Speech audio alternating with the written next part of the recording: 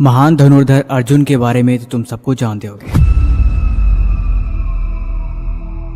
लेकिन क्या तुम एकलव्य के बारे में सिर्फ इतना ही जानते हो कि एकलव्य वही लड़का था जिसने अपने गुरुदेव के सिर्फ एक बार कहने पे अपनी उंगली बिना किसी मोह के काट के गुरु दक्षिणा में दे दी थी।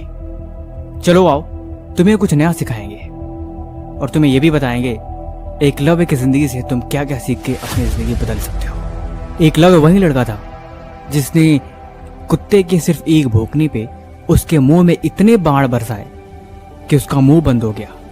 लेकिन हैरानी की बात यह थी कि मुंह में एक भी बाण धंसा नहीं और ना तो रक्त की एक भी बूंद उस कुत्ते के मुंह से आई।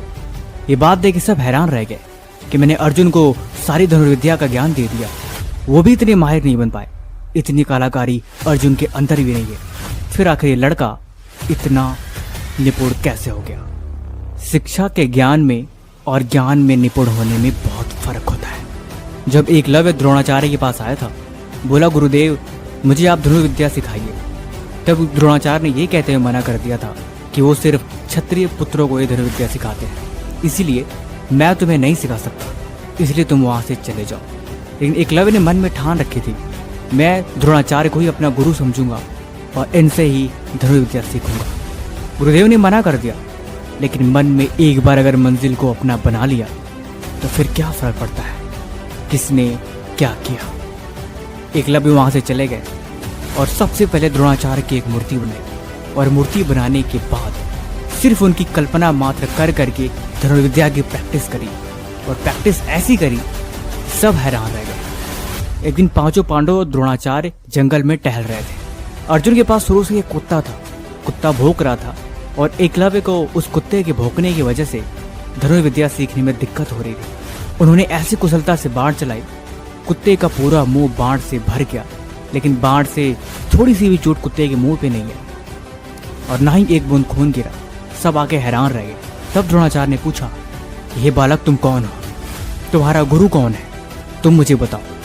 तब एकलव्य ने बताया कि आप ही मेरे गुरु हो। गुरुदेव हैरान रह गए, ये कैसे हो सकता है।